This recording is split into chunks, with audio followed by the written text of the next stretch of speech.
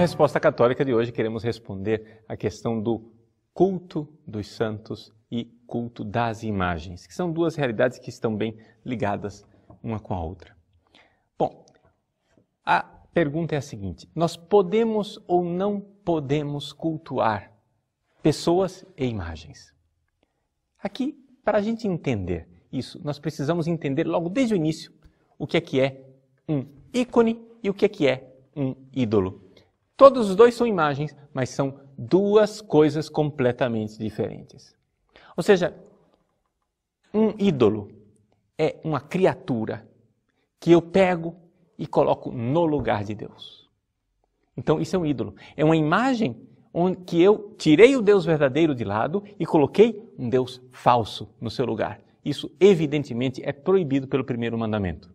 Somente Deus é Deus.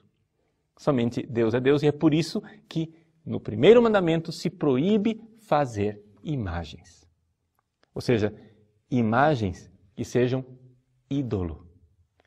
Veja que essa palavra eidolon, em grego, quer dizer exatamente isso, imagem. Só que existe uma outra palavra grega para dizer também imagem, que é o ícone, eikon, que é uma coisa diferente. Ou seja, o ícone é quando eu pego aquela criatura, que foi uma pintura feita por mão humana, uma estátua feita por mão humana, mas eu uso aquela realidade não como um Deus no lugar de Deus, mas como uma janela, uma verdadeira janela que me abre para Deus e que me leva a Deus. Então, se eu tenho diante dos olhos claramente a diferença entre ídolo e ícone, eu vou entender então que uma coisa é proibida e a outra é permitida. Os protestantes radicalizam as coisas dizendo assim: mas então vamos cortar o mal pela raiz e vamos parar de fazer qualquer tipo de imagem. Só que, deixa eu ajudar você espiritualmente, meu irmão. Isso não resolve o problema. Não resolve o problema porque você vai continuar, por exemplo, tendo diante dos seus olhos a sua esposa, o seu marido. Quando você olha para a sua mulher e vê a beleza do corpo dela, você tem uma escolha.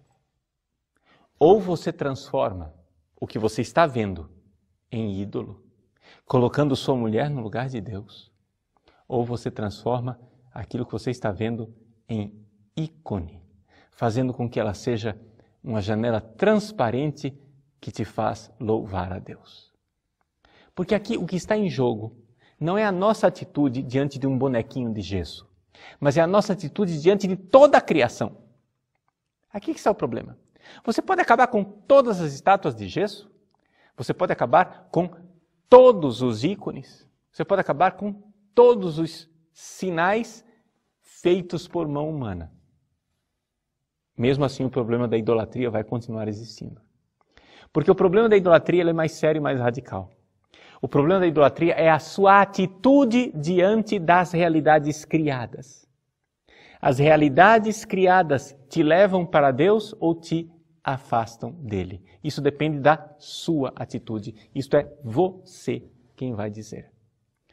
Portanto, diante de uma flor, diante de um pôr do sol belíssimo, diante de realidades até mais tentadoras como o sexo, o dinheiro, diante de qualquer criatura, você está sempre diante de uma escolha. Ali você está encurralado. Você tem que escolher. Você tem um bívio, uma encruzilhada. Ou você faz com que essa criatura seja um ícone, uma janela que te leva para Deus, ou você fará dessa criatura um ídolo, ou seja, algo que você coloca no lugar de Deus. Então é muito fácil a gente acabar com os bonecos de gesso. O difícil é acabar com a idolatria no nosso coração. Levando isso em consideração, o que é que nós podemos dizer com relação ao culto dos santos e ao culto das imagens? Primeiro, o culto dos santos.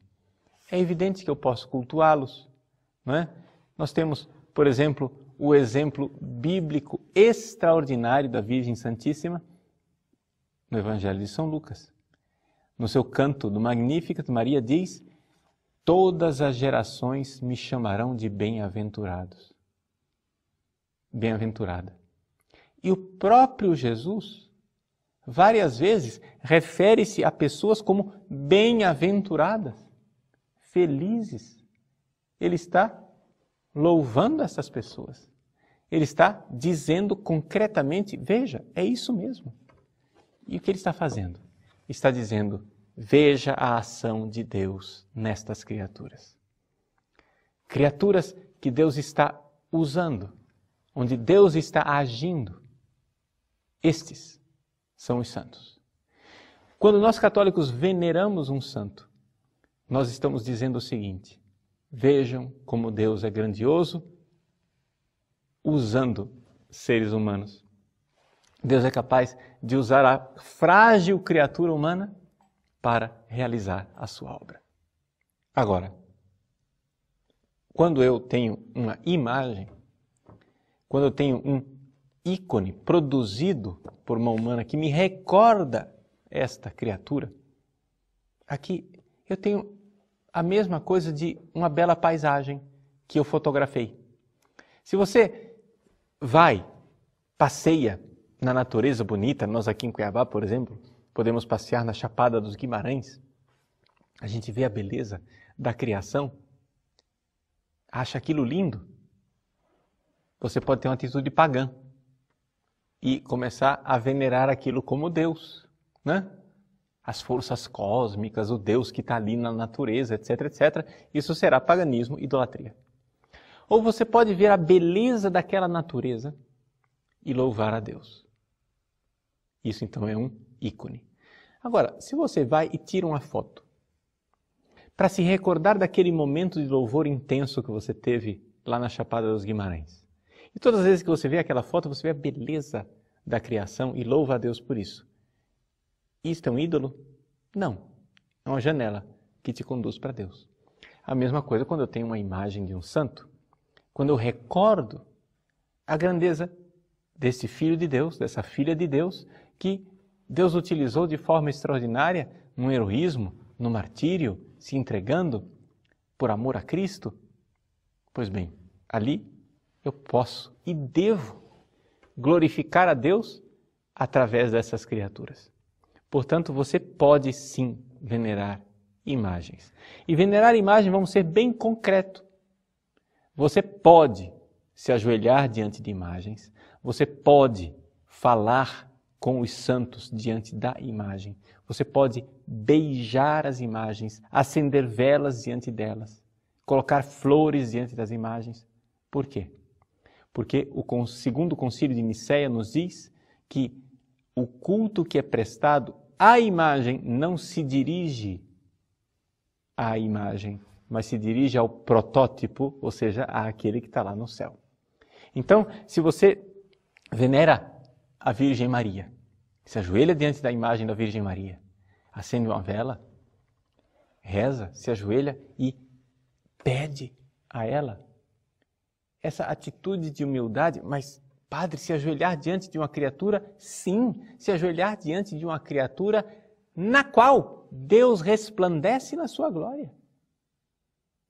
Sim, eu posso e devo fazer isso para reconhecer a glória de Deus naquilo que Ele criou. Eu posso me ajoelhar diante de uma imagem sabendo que eu estou me ajoelhando diante da Virgem Maria, que está junto de Deus no céu.